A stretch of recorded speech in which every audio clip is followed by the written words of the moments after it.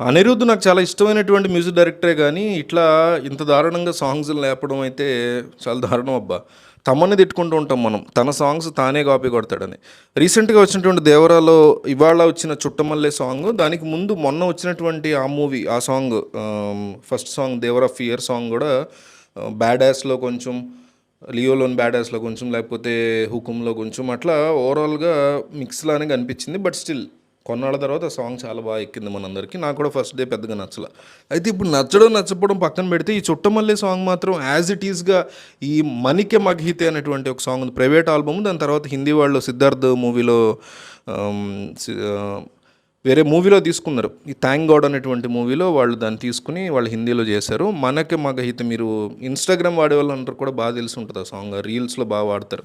నాకు కూడా ఐడియా లేదు. ఎవరితోనో ఫోన్ అంటే నేను సాంగ్ ఇంకా చూడలేదనమాట. 'చుట్టమల్లె' సాంగ్ ఇంకా వినలేదు. జస్ట్ పోస్ట్ చేసి ఊరుకున్నా.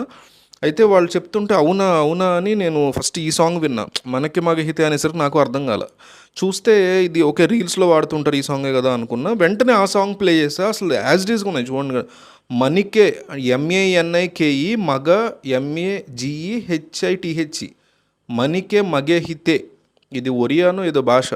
అందులో ఈ సాంగ్ చాలా భయంకరమైన వ్యూస్ వచ్చాయి. 249 మిలియన్ వ్యూస్ అంట. బాగా క్లిక్ అయినటువంటి ప్రైవేట్ ఆల్బము. దాన్ని హిందీలో కూడా తీసుకున్నారు మూవీ కోసం. దాని సాంగ్ యాజ్ ఇట్ ఈజ్ కొట్టేసిన ఆ బీట్ గానీ, ఆ ట్యూనింగ్ గానీ చాలా సింక్ అయిపోతుంది. మరీ అంత ఔట్ రైట్‌గా దొరికిపోయేలా కొట్టడం ఈస్ వెరీ బ్యాడ్. అందరు మ్యూజిక్ డైరెక్టర్లు కూడా కాపీ కొడతారు. నా మోస్ట్ ఫేవరెట్ 'రెహమాన్' దగ్గర నుంచి నా రీసెంట్ ఫేవరెట్ అంటే కమింగ్ లాస్ట్ 15 ఇయర్స్‌లో ఫేవరెట్ అయిన 'అనిరుద్' వరకు అందరూ 'మణిశర్మ', 'కీరవాణి', 'దేవిశ్రీ ప్రసాద్', 'తమన్‌కి చెప్పక్కర్లా' ఈ బ్యాచ్ ఎవరైనా take any name 'Yuvan Shankar Raja', 'Harish Jayaraj' వీళ్ళందరూ కూడా 'మిక్కీ జె మేయర్' ఎవ్వరైనా సరే డెఫినెట్‌లీ కాపీ లేపుతారు. అందులో క్వెషనే లేదు.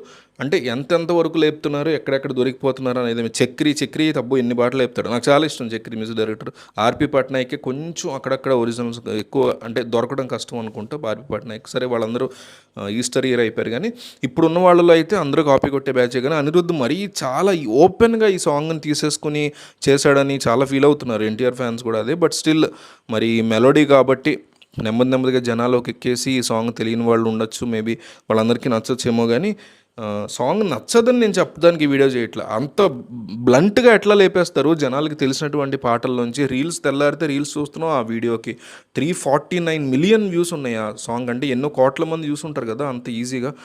అట్లాంటి సాంగ్స్‌లోంచి ఎట్లా లేపుతారు? ఏదో ఇంగ్లీష్ సాంగ్స్ లేపారు. కొన్ని ఉంటాయి ఆల్రెడీ మనకి సేల్‌కి ఉంటాయన్నమాట. వాటిల్ని స్టాక్ మ్యూజిక్ అంటారు. వాటిల్ని ఎవరికీ అమ్మరు ఇక. ఓన్లీ ఆ మ్యూజిక్ వాళ్ళు చిన్న ట్యూనే దాన్ని కొట్టుకుని ఆ ట్యూన్ని అప్లోడ్ చేస్తారు స్టాక్ మ్యూజిక్లో. అది కావాల్సిన వాళ్ళు కొనుక్కుని వాళ్ళు మాత్రమే వాడుకోవాలి. అట్లా ఒక స్టాక్ ఫొటోస్ లాగా స్టాక్ మ్యూజిక్ చాలా స్ట్రిక్ట్గా ఉంటాయి దాని నామ్స్. ప్రీమియం తీసుకున్నారు కదా అని అందరూ వాడుకోలేరు. కంప్లీట్గా బై అథారిటీ ఉంటుంది. అట్లా కూడా తీసుకున్నాడు. అనిరుద్ తీసుకుంటాడు, కీరవాణి అందరూ తీసుకుంటారు, రెహమాన్ కూడా తీసుకుంటాడు. అట్లా ఆ టైప్లో తీసుకుంటే పోనీ కాపీ కాదు కనీసం అట్లా కొన్నాడు ప్రీమియం అని అట్లా అనుకోవచ్చు. ఇది మరీ బ్లంట్గా కాపీ కొట్టేసినట్టు అనిపించింది ఈ ట్యూన్.